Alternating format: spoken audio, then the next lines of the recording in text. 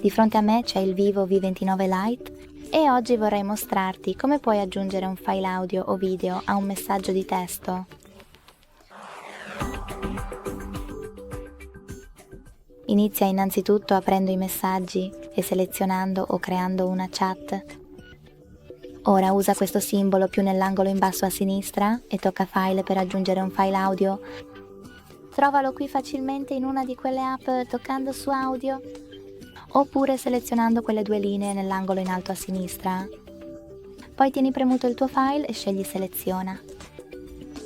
Se vuoi aggiungere un video su Gallery, invece che nei file, cerca il tuo video qui, oppure seleziona cartelle e clicca su di esso qui per allegarlo.